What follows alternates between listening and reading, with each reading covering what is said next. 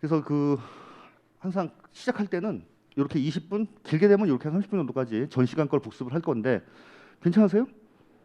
그죠? 근데 반응들이 왜 이렇게 조용하시네요. 이렇게. 할게요. 예.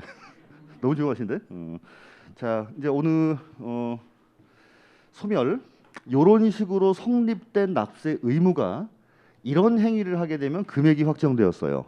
내가 신고해서 확정짓는 방법도 있었고 고지서로 날라오는 방법이 있었습니다.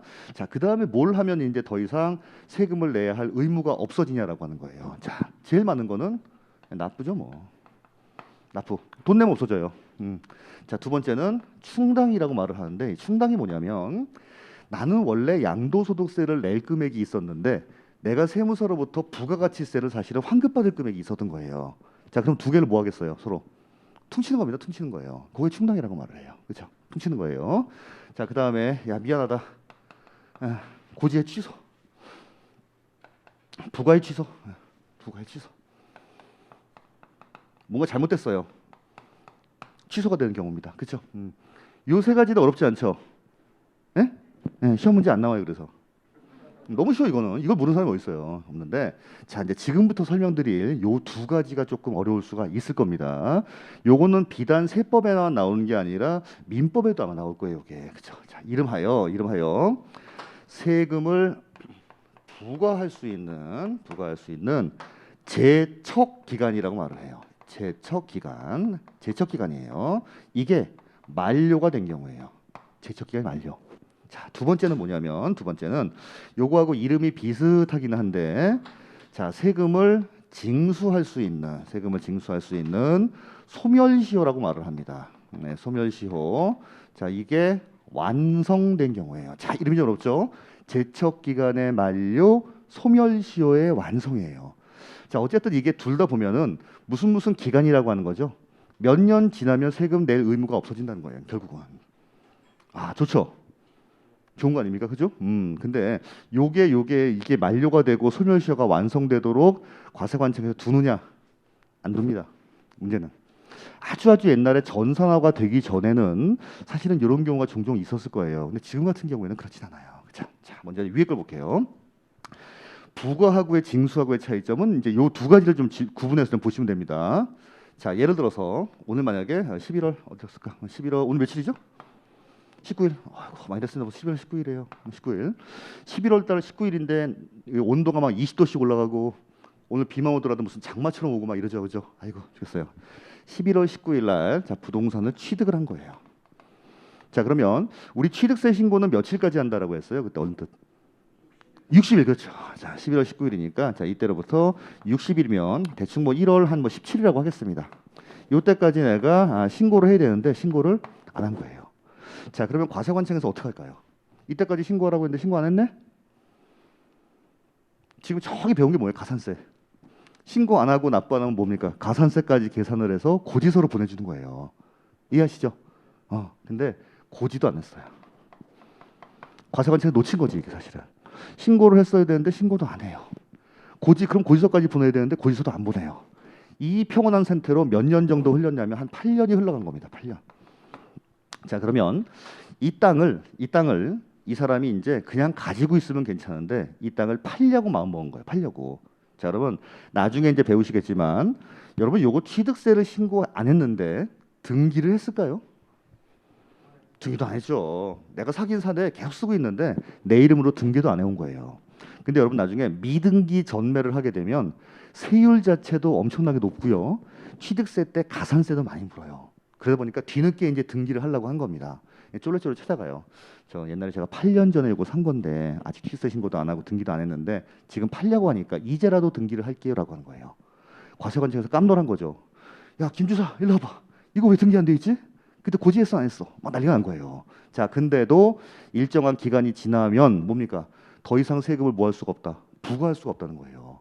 원칙적으로는 네가 신고를 안 했으면은 고지라도 했어야 되는데 이것도 안 했다는 얘기입니다. 그 기간이 뭐라고 하냐면 제척 기간이에요. 세금을 부과할 수 있는 기간입니다. 재산세 예를 들어 볼게요. 재산세. 자, 우리 재산세 보시면 이제 2020년 6월 1일 현재 가지고 있는 사람한테 자, 재산세 언제 보내냐면 7월 16일부터 7월 30일까지 내라고 보내는 게 있고 9월 16일부터 9월 30일까지 내라고 보내는 게 있어요. 이것도 깜빡 잊고 놓친 거예요. 그리고 흘러서 몇 년이 지났습니다. 그럼 세금을 부과할 수 있다 없다? 없다예요. 그런 걸 제척기간이라고 합니다. 고지하는 세금 같으면은 그냥 고지서를 보낸 거. 신고 납부한 세금 같은 경우는 일단 신고하라고 둬놓고 그거 안 하게 되면 고지를 해야 되는데 세금 부과를 안 한 겁니다. 자, 요게 몇 년이 지나면 없어지냐면 일반적인 경우에는 5년. 자, 그다음에 재산세 같은 경우에는 고지로 보내는 게 아니죠. 아니에요. 그다음에 취득세나 등록세나 양도세 같은 경우에는 내가 신고하는 세금이죠. 그죠? 그래서 무신고인 경우에는 7년이에요. 두 가지가 다르죠? 고지서로 보내는 건 5년, 신고하는 세금 같은 경우에는 7년. 자, 근데 사기나 기타 부정한 경우에는 10년입니다. 10년. 요게 제척 기간이에요. 5년, 7년, 10년이 지나면 더 이상 세금을 뭐 할 수 없다. 부과할 수 없다라고 하는 거예요. 요 기간은 알고 계셔야 돼요. 요 기간은. 시험 보는 그날까지 나올 겁니다. 그날까지. 5년, 7년, 10년이에요. 일반적인 경우 5년, 무신고의 경우에는 7년, 사기나 부정한 경우에는 10년. 세금을 부과할 수 있는 기간입니다. 요게 지나면 아, 이 사람한테 세금 부과 안 했다. 뒤늦게 안다 하더라도 세금을 더 이상 부과할 수 없다라고 하는 거예요. 요걸 제척 기간이라고 합니다.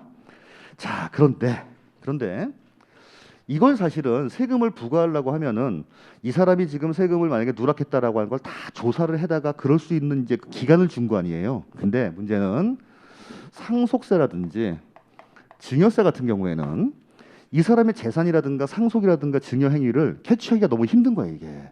그러다 보니까 이때는 기간이 길어요. 일반적인 세금은 그냥 5년, 7년, 10년입니다. 근데 상속세나 증여세 같은 경우에는 얘가 10년이에요. 야, 우리나라 그 상속재산 얼마나 많이 숨기고 증여 같은 것도 우회적으로 증여하고 얼마나 많습니까? 그래서 얘는 10년. 자, 무신고나 사기 같은 경우는 얘 몇 년이에요? 15년. 이것도 알고 계셔야 돼요. 제척 기간은 5년, 7년, 10년. 하지만 상속이나 증여세 같은 경우, 상속세나 증여세입니다. 상속세나 증여세는 그 사람의 상속 행위, 숨겨놓은 재산 이런 것들을 캐치하는 게 힘들기 때문에 10년, 15년 동안 적용을 합니다. 그렇죠?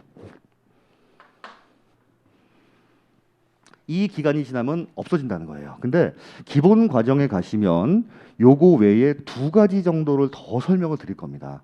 그게 또 시험 문제 자주 나와요. 그래서 제척 기간 소멸시효에 대한 거는 시험 문제 자주 나오는 주제다 보니까 알고 계셔야 됩니다.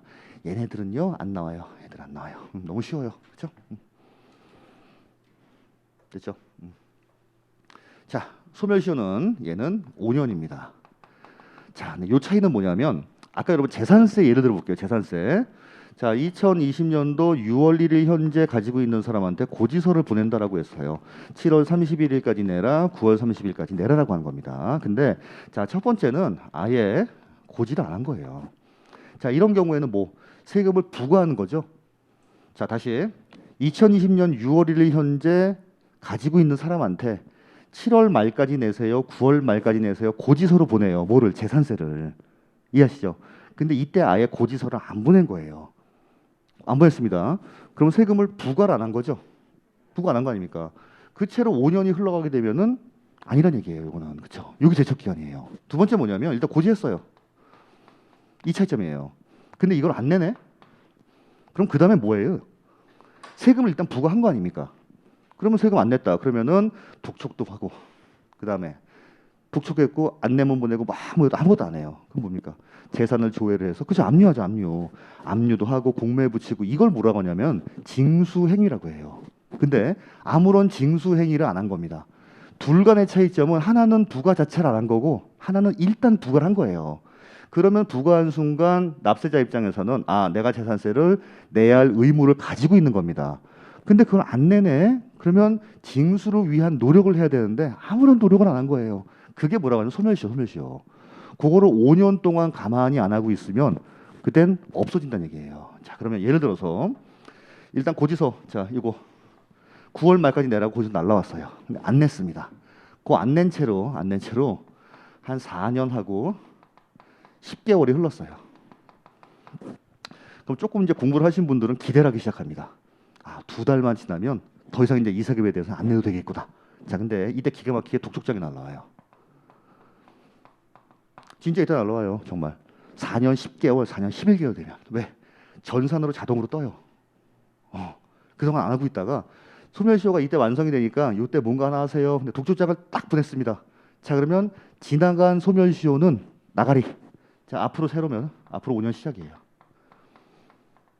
그럼 이거 계속 4년 10개월 됐을 때 독촉장 한번 딱 보내고 그다음에 또 한 4년 10개월 됐을 때 독촉 한번 보내고 이런 식이 아닙니까? 자, 이걸 뭐라고 하냐면 소멸시효의 중단이라고 말해요. 중단. 흘러 하다가 끝. 앞으로 5년 시작. 그래서 소멸시효는 중단과 정지다라고 하는 게 있습니다. 이 책에 안 나왔지만 얘는 있고 얘는 없고라고 하는 거예요. 이 두 가지 차이 아시겠죠? 제일 중요한 건 뭐? 부과할 수 있는 기간. 얘는 일단 부과됐어요. 금액도 내가 알고 있어. 근데 안 내. 그럼 뭡니까? 징수를 위한 노력을 해야 되는데 그것도 안 했다. 이런 경우에는 5년이 지나면 안 해도 된다는 거예요. 차이점 아시겠죠? 기초과정이니까 여기까지만 일단. 자, 그 다음에 5년인데 금액이 좀 크다. 자, 국세 같은 경우에는 5억 원. 자, 다음에 지방세 같은 경우에는 5천만 원. 자, 요게 넘으면 자, 이때는 5년이 아니라 10년이 적용이 됩니다. 10년. 오케이. 됐나요? 자, 이제 교재로 좀 확인해 볼게요. 교재로. 455페이지 보겠습니다. 455. 자, 납세 의무의 소멸이에요. 납세 의무 소멸. 읽어보겠습니다. 납세 의무의 소멸이란 확정된 조세의 납세 의무가 소멸되는 것을 말합니다. 자, 이러한 납세 의무의 소멸에는 납부, 돈 내는 거, 충당, 그다음에 부과의 취소, 제척기간 만료, 소멸시효 완성이 있습니다. 자, 밑에 1번 보시면은 납부는 뭐 별로 뭐 설명도 없죠. 납부입니다. 충당 볼게요. 납부할 조세하고 환급액을 서로 상계. 상계가 뭐냐면 서로 퉁치는 거예요. 퉁치는 거. 그거 상계라고 해요. 상계. 자, 다음에 공매대금으로 체납액에 충당하는 경우를 말합니다. 시험 문제는 잘 안 나오니까 그냥 개념만 읽어보시면 되고요. 자, 그 다음 페이지 넘기시면 납세 의무가 미실현된 상태에서 소멸되는 경우인데, 자, 1번 부과의 취소입니다. 그래서 부과가 이제 없어지는 거니까 당연히. 자, 2번, 3번이 중요하다라고 했죠. 자, 제척기간의 만료 읽어볼게요.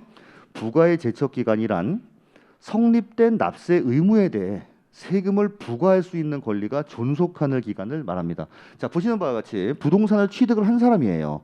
등기 등록을 한 사람입니다. 유월리 현재 가지고 있는 사람이에요. 이런 사람들한테 세금을 부과해야 되는데 부과할 수 있는 기간 자체가 그것도 한도가 있다라고 하는 거예요. 마냥 끝까지 두는 게 아니라. 그렇죠? 자, 그래서 거기에 보시면 일반적인 경우에는 몇 년? 5년, 무신고 7년, 사기 기타 부정한 행위 10년입니다. 5년, 7년, 10년. 근데 기초서에는 안 나와 있지만 이게 상속세나 증여세 같은 경우에는 요거를 이제 캐치하는 게 너무나 힘들다 보니까 5년하고 10년하고 15년으로 기간이 좀 늘어난다라고 하는 거 알아두시고요. 자, 다음에 징수권의 소멸시효의 완성 보겠습니다. 조세 징수를 목적으로 하는 권리는 이를 행사할 수 있을 때부터 5년간 두 가지의 차이점은 하나는 부과할 수 있는 기간, 하나는 징수할 수 있는 기간이에요. 자, 다음에 국세 채권이 5억 원 이상, 지방세는 5천만 원 이상. 자, 이 경우에는 몇 년으로 하겠다? 10년으로 하겠다라고 하는 겁니다. 그렇죠?